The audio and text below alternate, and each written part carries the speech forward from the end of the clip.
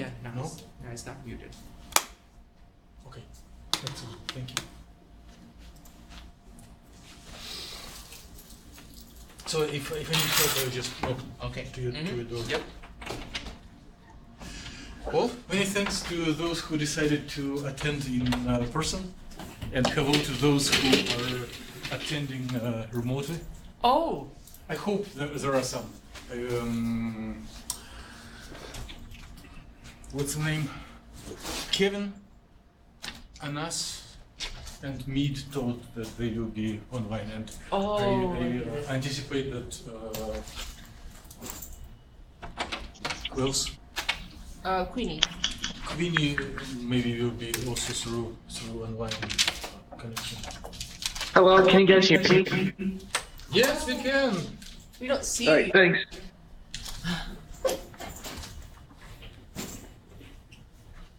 Okay. Dimitri, I have a question. Yes, please. I've been attending all the CCAS trainings. Do you want me to do a little bit sometime in the future on that? Yes, and you may want to invite everyone to attend this training next Wednesday. Well, you had to sign up late. Yeah, They probably don't care because not a lot of people are attending now. Okay, thank you.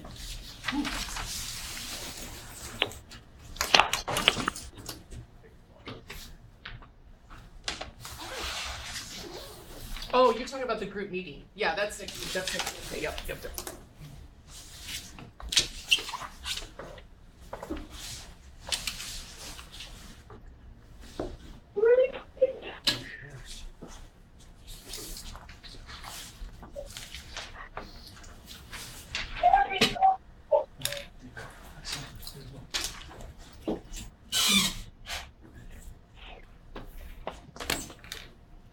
So, who we are and what are we doing?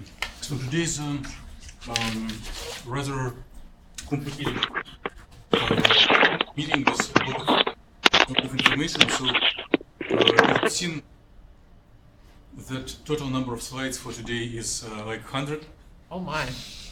Some of them are just blank pages to make notes, and some of them are duplications. So, but if you are a little worrying, this little write-up summarizes everything. If you understand each symbol on this printed page, then you do not need this lecture. You can just stand up, right?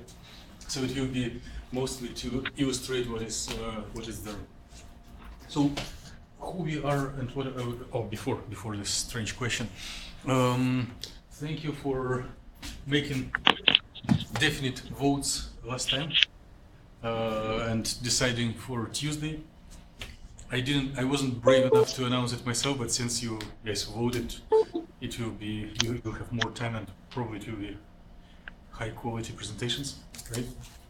So please send slides by like Monday late evening, like by midnight, because I'm planning to print, distribute, and have everything there so they will switch quicker, so that we do not waste time. Because if everyone brings presentation on USB, it will take off maybe 2 minutes for each presenter, and then we will be ending too late. 10 o'clock. Right, which you are not looking forward to. So we are going to summarize everything we were doing last month, except practical questions, which you will summarize yourself. The hard to focus like in the first chapter we completed interatomic distances, geometry optimization algorithm, and now we nailed down ions and focus on the electronic structure, finding total energy. There are a lot of methods, and probably whoever talks first, I think Anas, but I'll look through the list.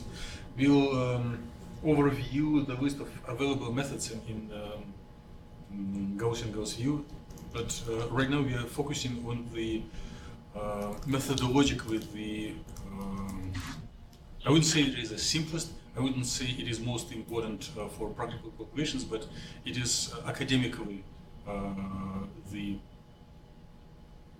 solid background for all other methods.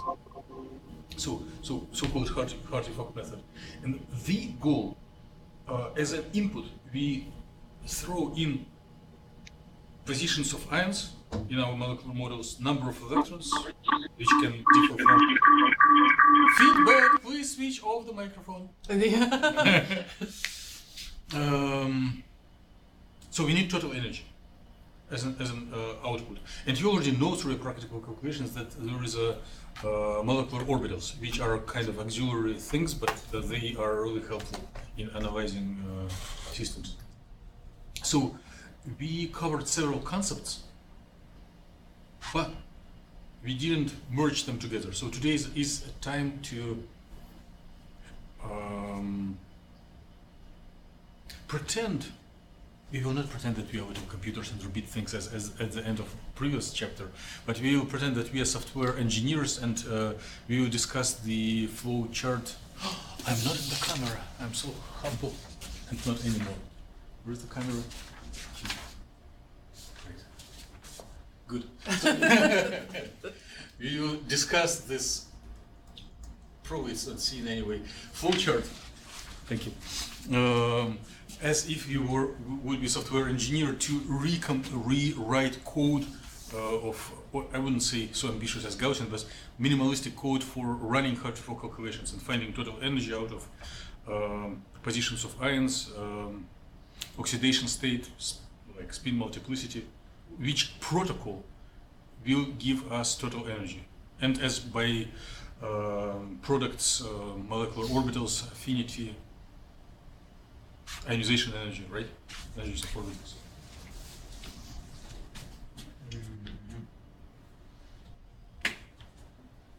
Number 1.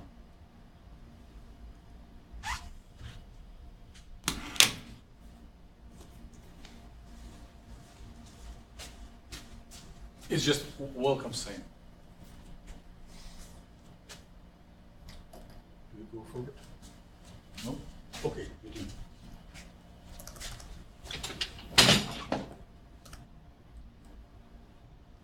Very good. So, Roothaan equation, and next time we'll do manual on Gaussian. So here are the subjects. I think we do not have any changes in them. And I just card probably will be moved somewhere to the beginning. So this is the summary of the theory, which will not help on its own. It is only like a password if you're entering in the community, or if you're writing a paper and you want people to recognize you as a part of the group. If you are if you would need to squeeze the course in the 3 days, it will be probably the only slide on Hartree-Fock theory, right? But looking on the equations probably doesn't tell you much. So we need to make a connection between these abbreviations and what we are doing in computations. And all previous month of efforts and concepts that we did. But you already recognize that there are some orbital energies at the end, and if you were taking linear algebra, you see that it looks like eigenvalue problem, right? Everyone in the audience took some level of linear algebra, right? Okay, I'm so happy. This is my favorite class. I'm feared. It was my most feared class. It's usually what most people I say. took it as a freshman, and it was a little too much. Because most universities have intro linear and more advanced linear. You took advanced linear in your freshman year. Maybe it was intro, but for me it was overloaded with homeworks, like manual diagonalization of by four matrices and the identity matrix and doing all the So this will not help. It is oversimplified, but as a beginning, when starts from coordinates and maybe trial function formulates Fock matrix that shows influence of background charge onto our favorite electron, and then through diagonalization and analysis of convergence, one either repeats the procedure, feeding in new orbitals into formulation of new Fock matrix, or one reports success and gives total energy and other observables. Okay? So if a stranger at Hornbiker store catches you and asks, what is Hartree Fock here? Oh, sure, it is a flow chart with self-consistent reformulation of Fock matrix and diagonalization. Right? I'll try to jump through these slides very quickly. Stop me if you really need something from there, but I don't believe you had enough time to forget. Right? So it is what we did before. So several components, and we are coming to flow chart. Exploiter determinant, mean field, exchange. Exploiter determinant. Concept of background charge affecting distribution of each next electron we submit to the system. And there was a concept of an object that is averaged, is an expectation value in respect to all background electrons, but still as an operator in respect to our favorite electron. Right? And this angular bracket stands for Brian cat. Right? So this construction is Fock operator. Kinetic energy of electron, attraction to nucleus, and interaction with background electrons. In this simple example, all background is represented only by electron number 2, but generally it is summation over all available background things. And in some sense, we are doing nothing but solving this equation. But if we think as programmers, it's not enough to formulate and solve, because solution in grid points and spaces is very inefficient. Also, we use variation principle as a criterion of success, when to stop the loop, right? So if the if you deviate from ideal many electron wave function, energy will be bigger. If our deviation from ideal wave function gets smaller and smaller, total energy gets closer and closer to ideal energy, right?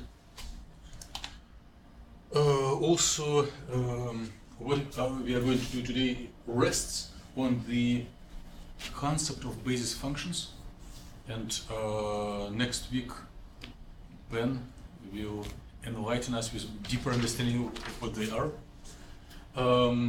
So the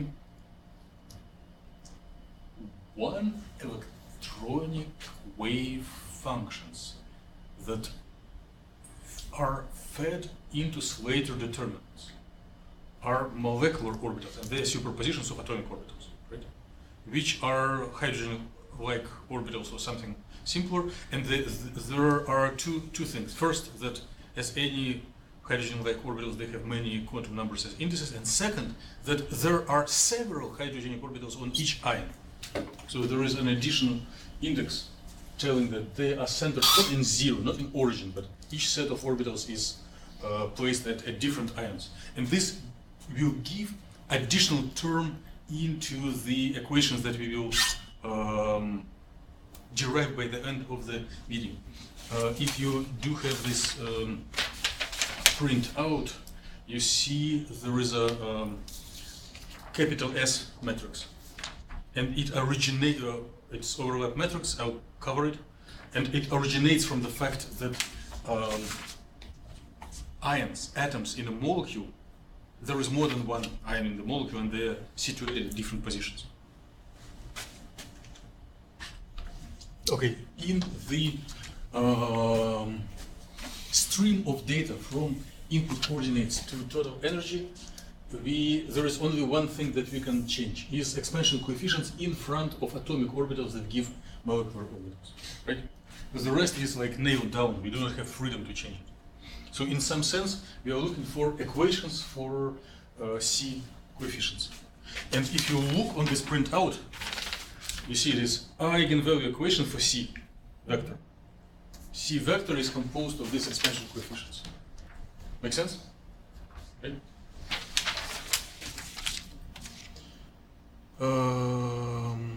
Another concept that you have went through is stabilization term in electron-electron interaction.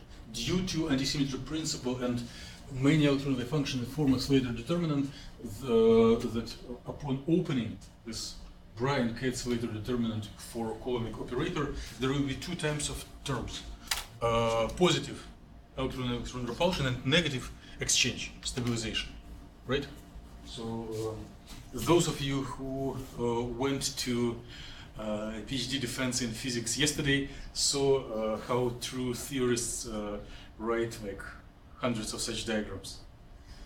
Some part of our audience was annoyed because on simple question the candidate just started drawing one diagram after another. So electron in point, electron 1 in state 1 interacts with electron in state 2 at point 2 through Coulombic interaction. And this repels. But if they swap, if our favorite electrons is swapped with one from another one from background, it has negative sign in front and corresponds to stabilization, negative part that makes molecules stable.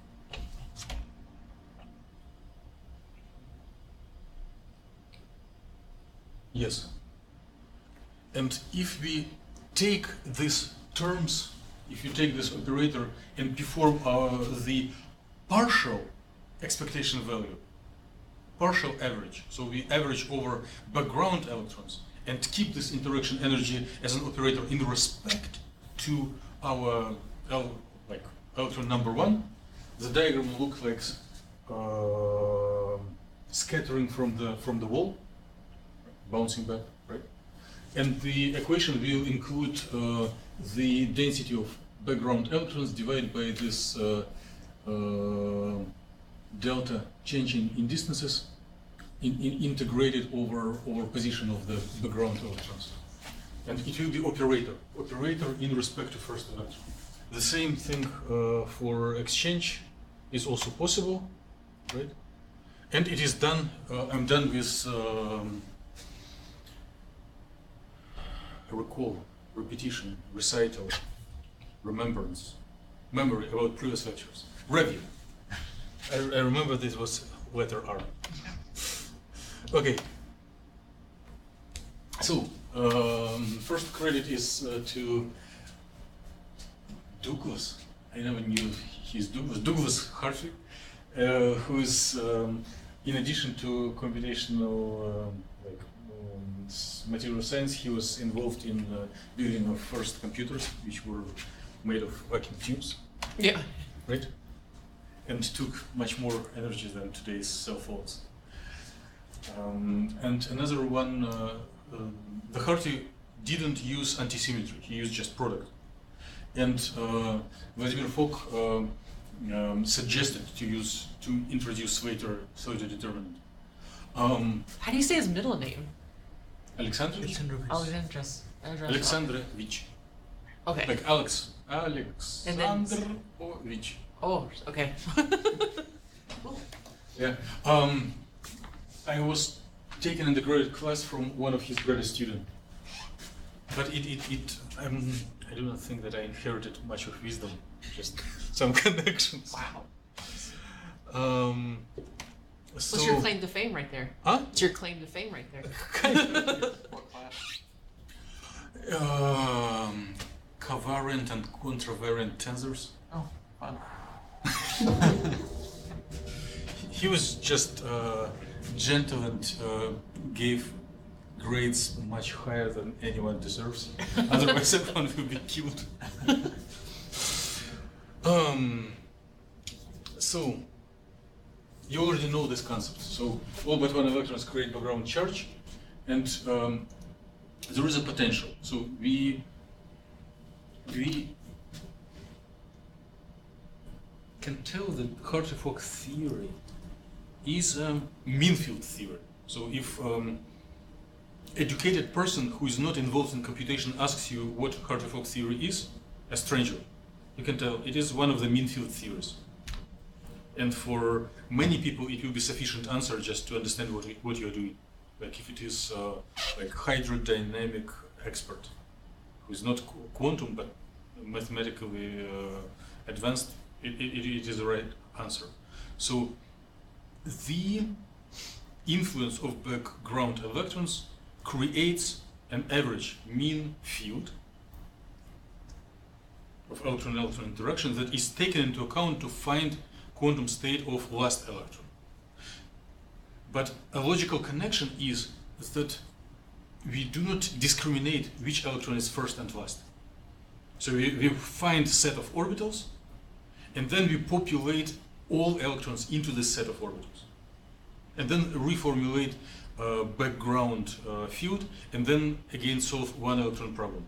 You see, it's not ideal, but it is a way for approximate account of electron-electron interaction, because anything else will be so much more expensive. This one is not super cheap as well, but it was a breakthrough. And antisymmetry makes molecules stable. If you give it up, everything will explode automatically, or most of molecules. Okay. So, I'm stealing a piece of bread from Ben. So you need to build on the top on what I'm going to tell today. We are not abstract mathematicians. We need to find equations for true molecules. And we need to solve equations, we need to select a basis, because solution on grid points, as those who took introductory and undergraduate quantum theory, they were solving time-dependent Schrödinger equation on grid points. But it is a good educational tool, but it is not practical for big molecules. It's so much more efficient to take a basis, right? Specific basis.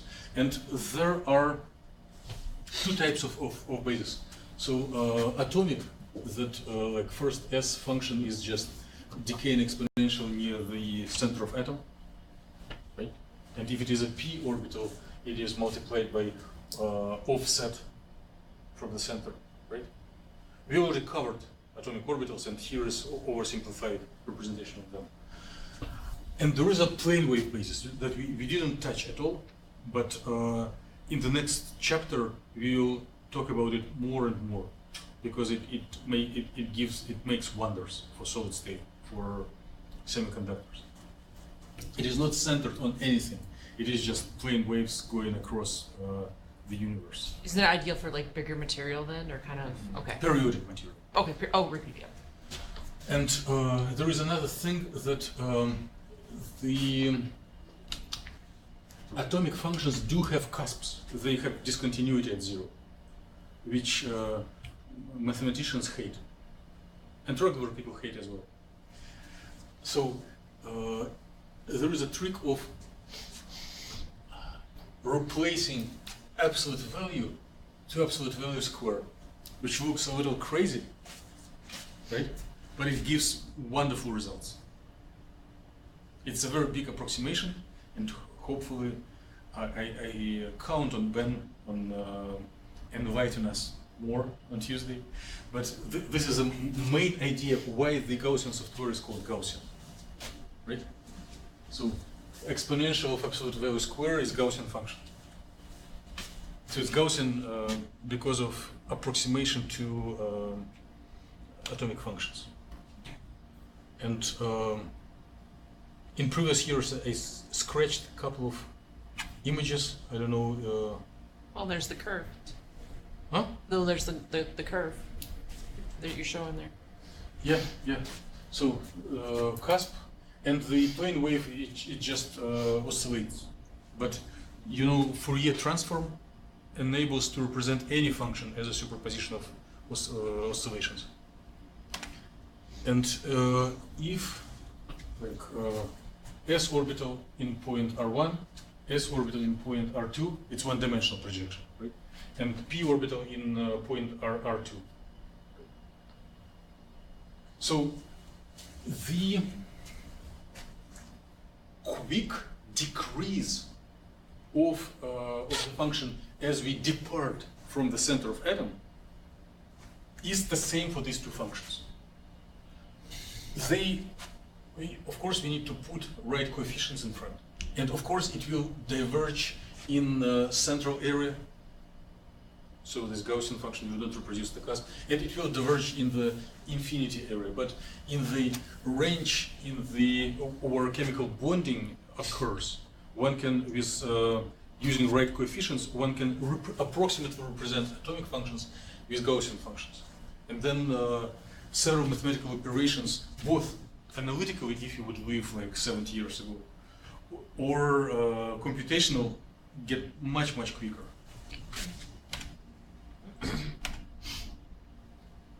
Okay.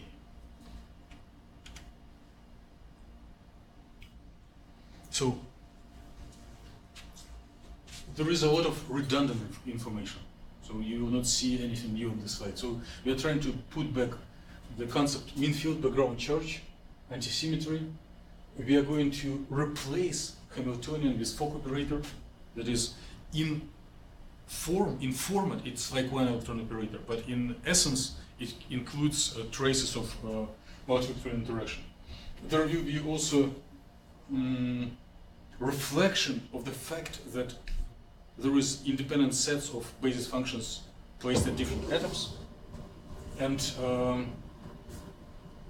we will express everything in basis functions. Good. Okay. So you have seen Fock operator when we had this reminder R session. Recall? Refreshment? Review. Review. Refreshment. Okay. Yeah, refreshment session. You have seen it in almost explicit form, and here everything is encrypted. But T is kinetic energy of electron, right? It's gradient square, derivative over position square. Nuclear to electron attraction. It's a Coulombic term with minus sign because it is stabilizing, and it has difference between position of nuclei and position of electron. And then we add this term again and again for all nuclei. Right? So if you would have only these two, it will be Hamiltonian. But since we have a term that reflects electron-electron interaction, it is Fock operator. There is a letter F. And some texts use letter J for direct for Coulomb repulsion.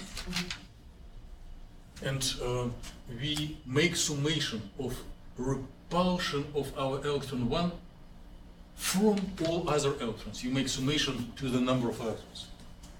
Right. Yes, please. So I'm trying to understand that what is the limitation here that we're rearranging these electrons as you described earlier in the Fock matrix? How does this kind of limit us? Because we got a good, looks like we have a good explanation of, but are we going to get to the limitations of the system?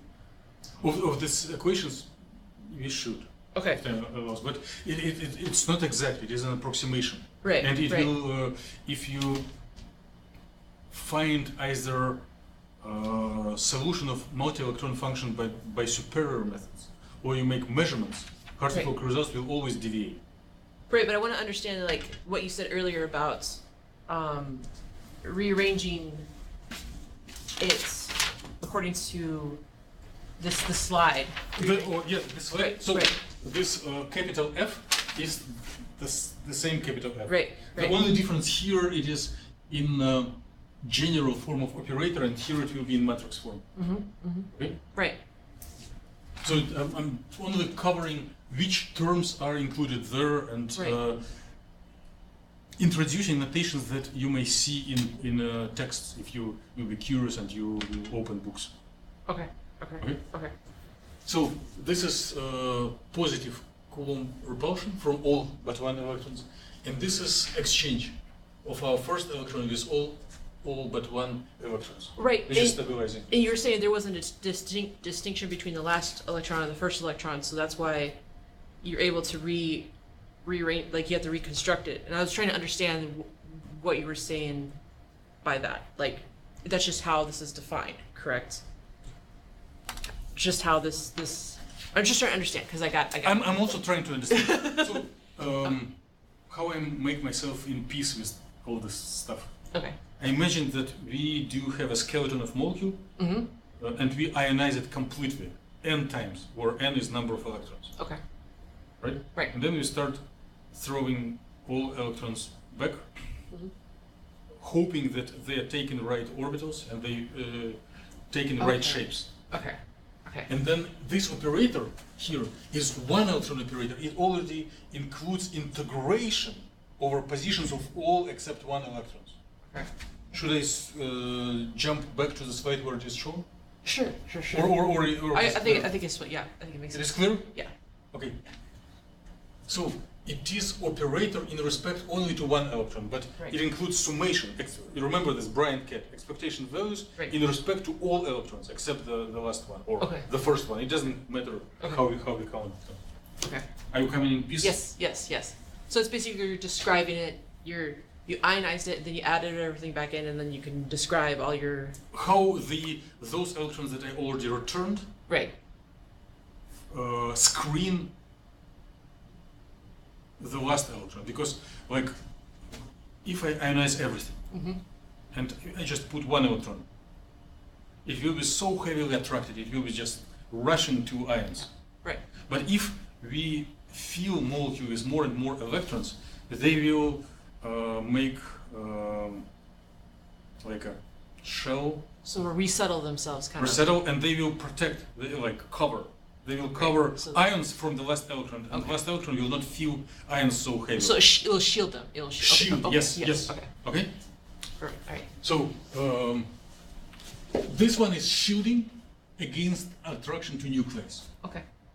And if we would not take into account antisymmetry, this shielding will be so efficient that molecules will be not stable. But due to antisymmetry, there is another stabilization factor. So this, it will be reasonable to put minus sign here for better visualization. So stabilizing, shielding, stabilizing again.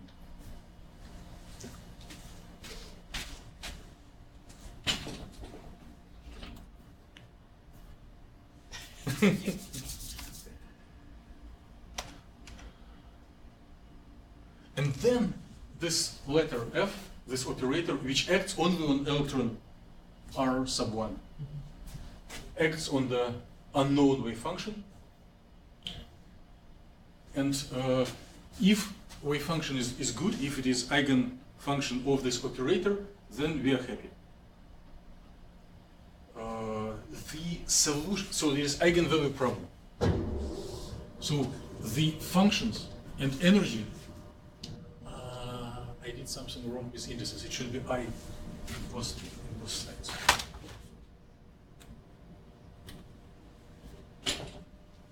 Okay, so the eigenvalue problem generates a set of eigenenergies and set of eigenfunctions. And these functions are immediately used for a next step in a self-consistent, in the returning loop way. So we populate all of these orbitals with so many electrons as we have in a molecule, and they create background field that affects last electron, and then we repeat the whole procedure. Okay? So this is the idea of Hartree-Fock theory, but we are not done yet because we haven't included details about basis, which is critically important for practical computations. So you all are now certified experts in like background ideas of Hartree-Fock theory. I'm not going to tell anything new, but we still need to get to this loop and to this S capital. which doesn't immediately follow from this notation.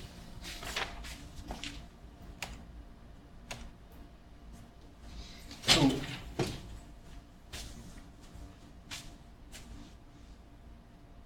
if you were taking background, like introductory quantum theory, you know that good solutions of Schrödinger equation, good orbitals are always orthogonal, right?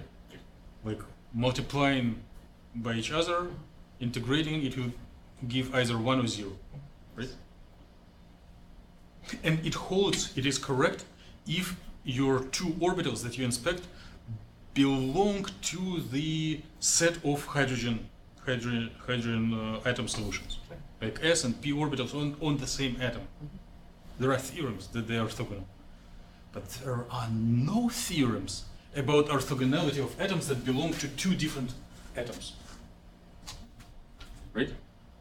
There, if you have atomic orbitals localized on different ions, let me put here maybe here R1 minus R capital first, here R1 minus R capital 2, something like this. If they're localized on different ions, then they can give you anything between 0 and 1. A lot of little helpful derivations in quantum theory are based here and there, like in like perturbation, time-dependent perturbation. I just cannot mention all of them, are based on orthogonality property. But here we see failure of orthogonality due to the fact that we have different atoms, right? So it's a practical challenge if you want to reprogram the code that will perform artifact calculations. So we need to take into account that instead of delta function, instead of orthogonality, which will be either 0 or 1, we will have this overlap matrix, which, like, if you have 100 orbitals, it will be 100 by 100 orbitals. Same size as Fock matrix. 100 is not a big number. Maybe it's 1,000 by 1,000 or million by million for today's computation. Well, million by million is a little much, but like 10,000 by 10,000 diagonalization is trivial, right? So any place where typically in regular quantum theory we would use orthogonal property, here we will just put this S matrix, which needs to be practically computed at each iteration of Hartree-Fock theory. Right? Well, I'm lying. If it is overlaps between atomic, not molecular orbitals, then you can compute them once forever if you do not move ions. Good.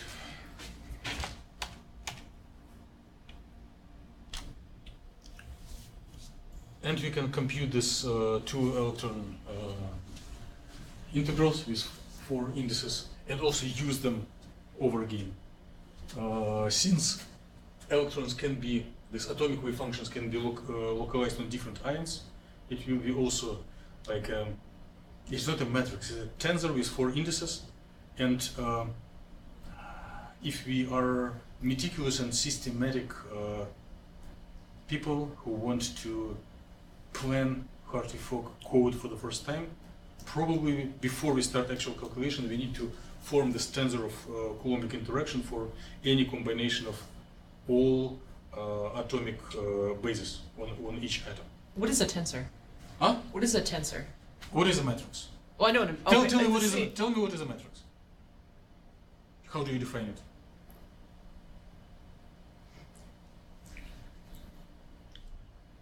Well, okay, it's a. Well, It's a set of data records that is indexed by 2 indices, right? And tensor is more general if number of indices can be less or more than 2. Okay.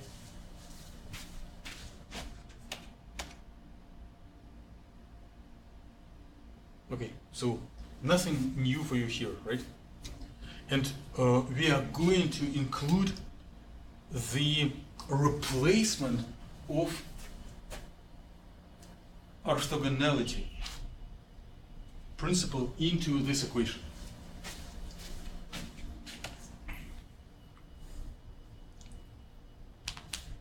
So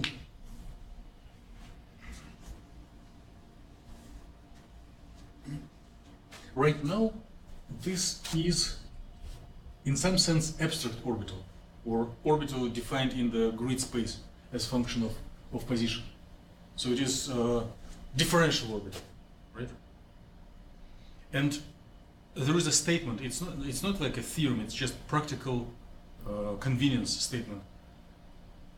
In any situation, if possible, convert your equations into matrix form if you want to solve them numerically.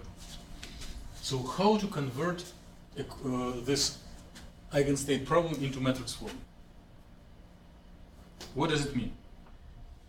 So right now, unknown eigenfunction is a function of position of electron, and this is differential operator. So when we convert equation into a matrix form, we need to replace function by a vector in discrete space, and we need to replace operator by a matrix, right? For a specific basis.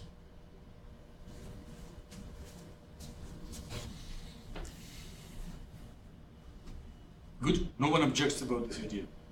You agree? Okay. Now, I'm going to do two logical steps. First, remember that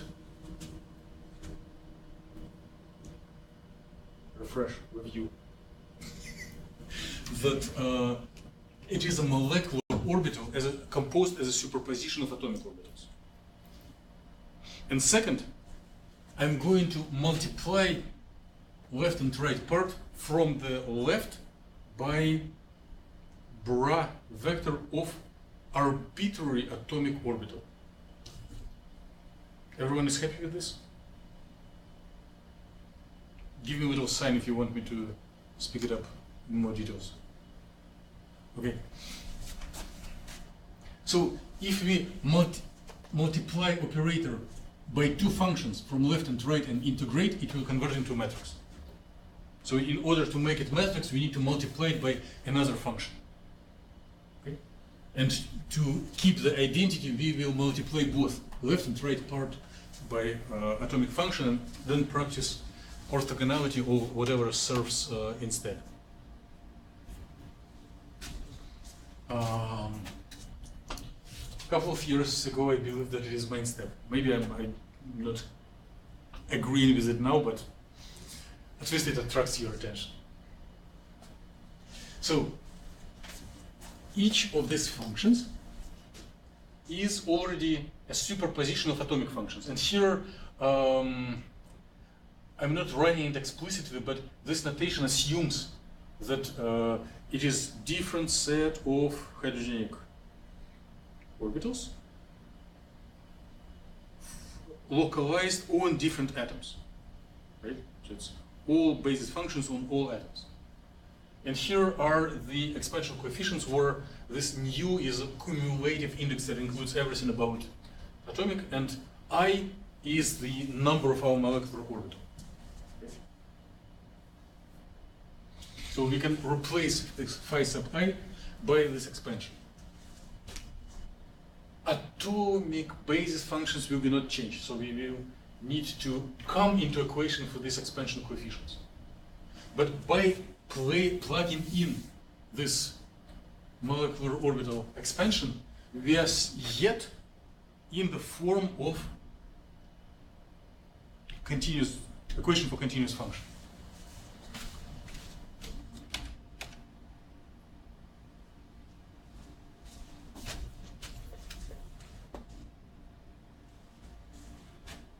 So,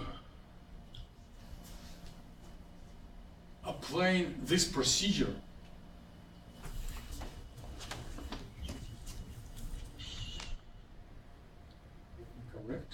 correct if I can. Yes, I can. Okay. Good.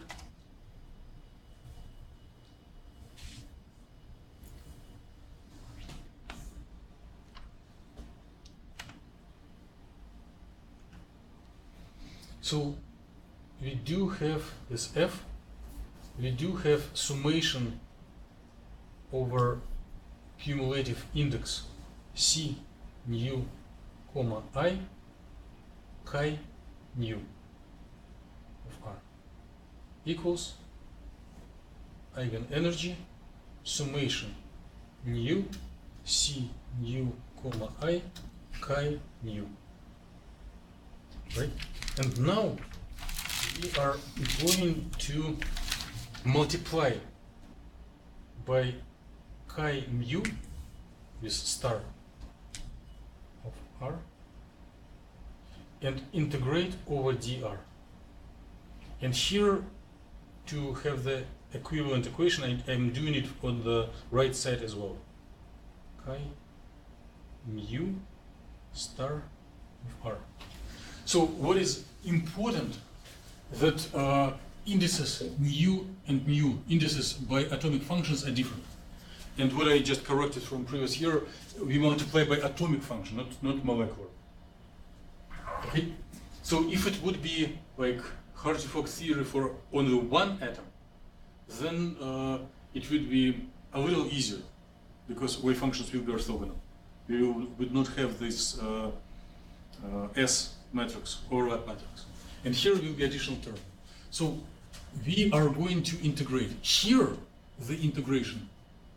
By the way, you see, C with indices is a number. Feedback, microphone, thank you. Well, I'm pleased to hear that someone is listening in remote. It's a little evidence. So one can, and you know that integration and summation can be swapped the order. It doesn't change anything. So we can move summation and C out of this integration, right?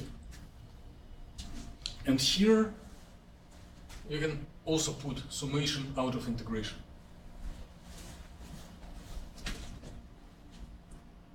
Summation nu C nu I integral dr chi star mu chi without star nu equals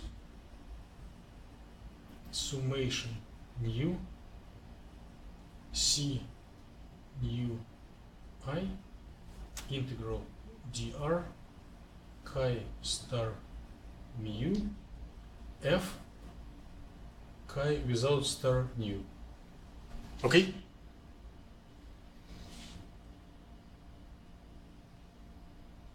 Now we need to discuss and define what are these two things. How would you call this integration? We discussed it like 10 minutes ago. What is this? They would be orthogonal if it would be on one atom. But since they can be, these indexes may refer to functions on different atoms, it will be overlap matrix, which may take different values between 0 and 1. So this will be S sub mu nu, overlap matrix. And this falls into definition of matrix element of an operator, right? So with this procedure, we will convert Fock operator into matrix element of Fock operator, right?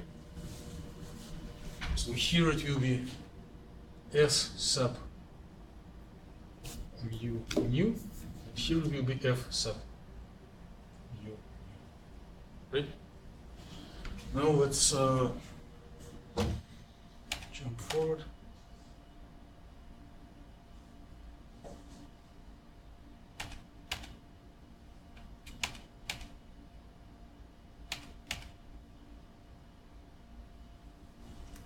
So instead of delta, it is S.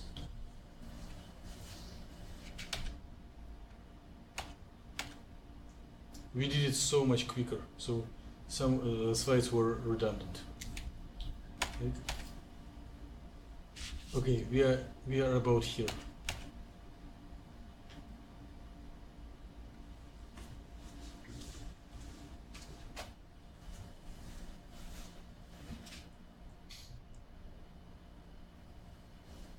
So we are arrived to this equation, right? So there is nothing new compared to the handwritten that we were discussing a minute ago. So this one is matrix element of Fock operator, and we may just notate it as give notation F mu nu, or Bryan-Cat notation, and this stuff will be S mu nu. Starting to take a very familiar form. Yes, if you look onto this chart, you arrive to Hartree-Fock equation in matrix form, right? What happens to the V? You mean nu? Nu, sorry. Perfect question. So, right now, we are writing it explicitly with indices, right? But if we have matrices and vectors and their multiplications, there are two ways for notations. So one notation when you explicitly track all indices, and another way when you just agree of the size of the matrix, agree that it is square, and you symbolize maybe matrix by fat symbol, bold symbol, and vector maybe by sign of vector, and remove all indices. Okay, so in the notation that is here, you, as Mary correctly noticed, there is no index nu, and there is no index mu. So this is a matrix with two indices. This is a vector with one index. And here we do summation over nu. Nu here, nu there. So this is equivalent to what? Okay. Well, sorry. Simpler. Linear algebra. Yes. So, which rule of multiplication of what? Matrix multiplication. The Row by column. row by Row by column, right? So, in this matrix, index nu corresponds to a row. And this is a vector or corresponds to different rows in the vertical matrix. Okay, and same here. Mu nu matrix is two indices. Nu is index in the vector, right? So you're saying when we have nu here, it's in the vector, but when we write it with sub I, it's kind of like a general form, kind of. We will come to this notation. Okay. So index I corresponds to, like, in energy and in eigenstates, correspond to number of molecular orbital, number of eigenstate, number of solution, right? And index nu runs over basis functions.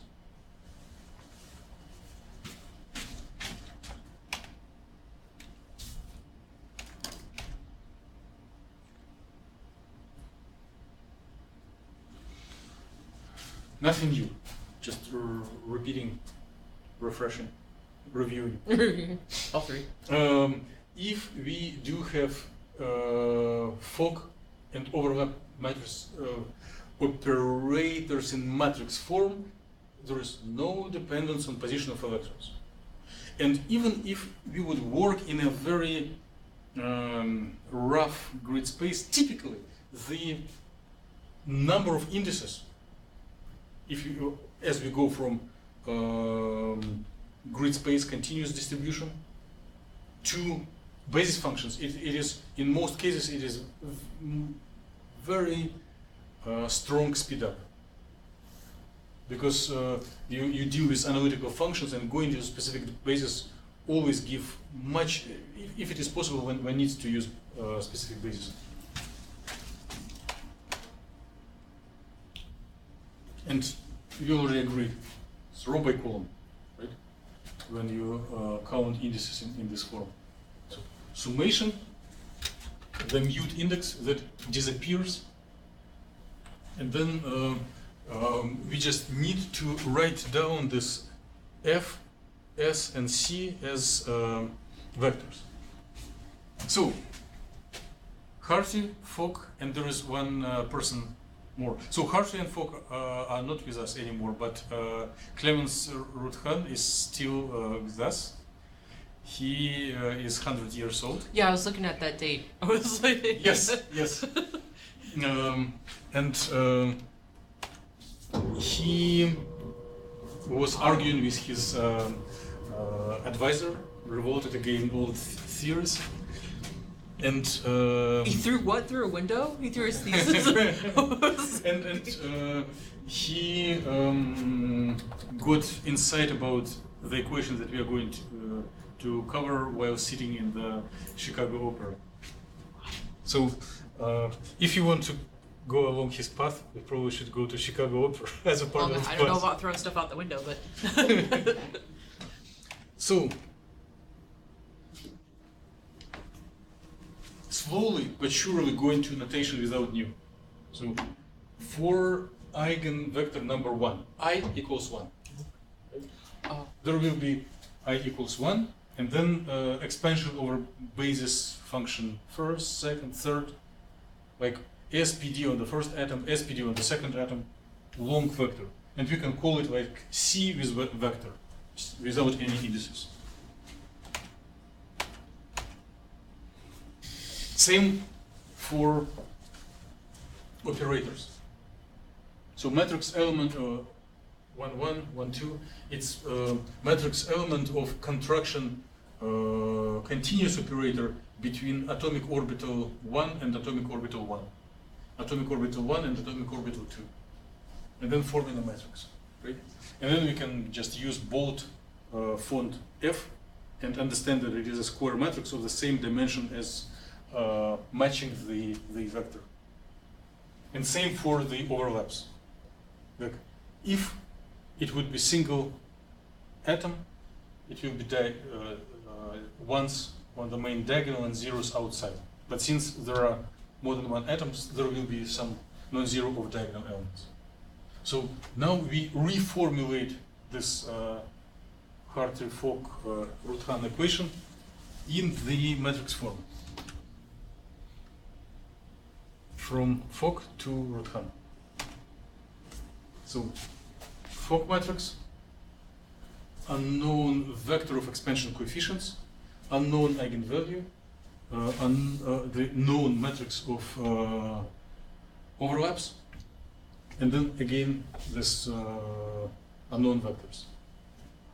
So it comes closer to what you used to see in linear algebra. And it is an equation that, like, if you would live at the time when these codes were created, you probably would encode solution of the eigenvalue problem, but if you need to do it today, and if if you have practice in some programming, we would use just subroutines. Like some, MATLAB, there is a EIG procedure for diagonalizing things. In if you are doing Fortran, there is a LAPACK set of subroutines that you just call to solve eigenvalue problems. But it is style of mathematical applied math problems that is easy to solve, right? Standard to solve. What else? Let me write something. Let's simplify it a little bit more. So what if we subtract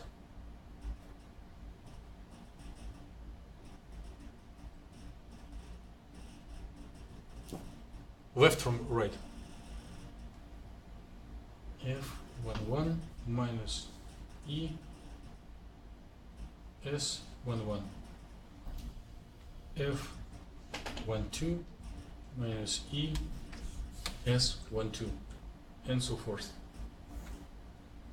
F21 minus E S21. F21 minus E S21, and so forth. multiply by C1, I, C2, I, and so forth. What it will be equal to? So we just subtract, move the right part to the left, right? Put minus sign here. And then instead of two matrices multiplied by vector, it will be just one matrix. Equals what? Equals what? I've got at least one correct answer. 0? Yes. So it is how typically the equations of linear algebra are formulated. And now we are coming to what is seen here. So the eigenvalue problems. So Fock, expansion coefficient, unknown energy, overlap, expansion coefficients. Subtract from left, subtract right. So F minus ES. And then if, as you recall from your linear algebra, in order to solve this equation, you need to set determinant to 0, then convert matrix into set of polynomial equations, and find roots, right? Well, if it is solved by computer, there are different algorithms. But if we would try to pretend that if you wouldn't have computers and we need to solve algebra equation, we would do so, right? So energy will be unknown variable, and it will be polynomial equation for energies, and it will be like polynomial, like how many basis states. Like if there are 100 basis states, there will be polynomial of order 100. And then the one can draw a function that would cross axis will be equal 0 100 times crossing it, and it will be roots of equation, right? You recall it. All of us were solving at least for 2 by 2 matrices. Yes. And as a solution, one gets set of eigen energies. And if one plug them one by one into this equation, one would solve linear linear equation for the expansion coefficients, right? So one would get set of energies of molecular orbitals, the ones that you are getting in Gaussian, list of occupied, unoccupied orbitals. They're coming from here. So you count how many electrons, and then the one that corresponds to number of electrons will be HOMO, and the one that corresponds to number of electrons plus 1 will be LUMO, right? And the expansion, this solution for C, when you type cube gem, they are multiplied with atomic wave function and generate spatial distribution of molecular orbitals.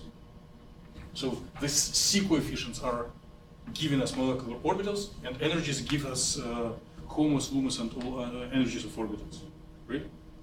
And we can also use concept of density of states to reproduce them. Okay? Make sense?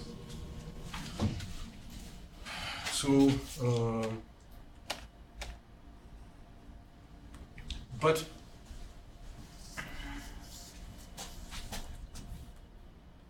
the pure quantum mechanics without approximations is linear. Everything is a linear set of equations that one can diagonalize.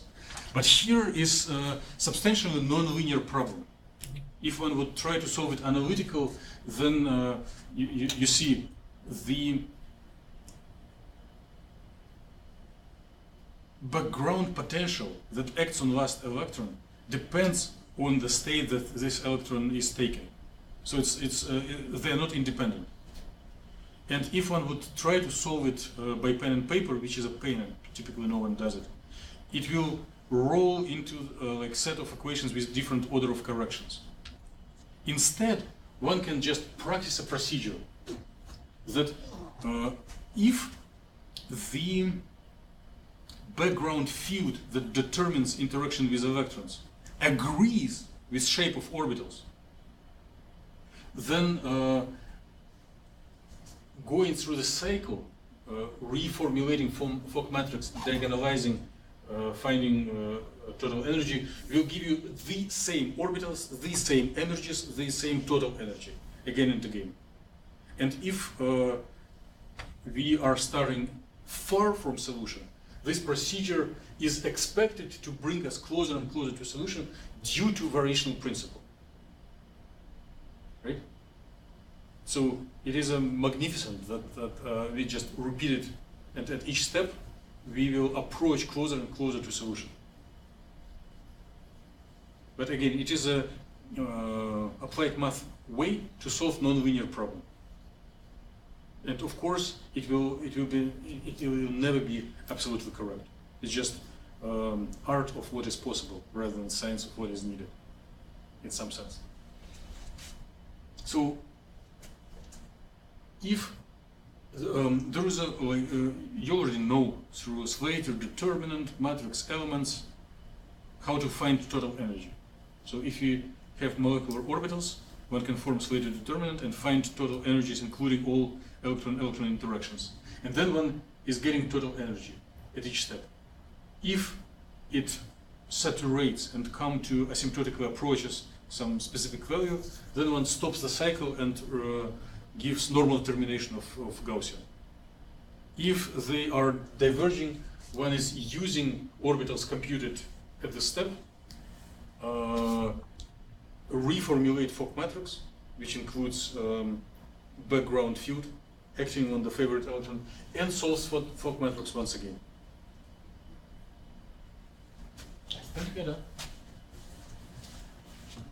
And in record time, 1 hour and 9 minutes. Thank you. I will stay here and answer any questions, but formal part of lecture is done. Have a pleasant Friday and nice weekend. And I will try to answer emails as quick as I can, especially for the questions related to your presentations on Tuesday. I actually do have a question, so let me just bring it up. Those who want to ask questions remotely, you can switch on the microphones or email those who are in class or directly to me.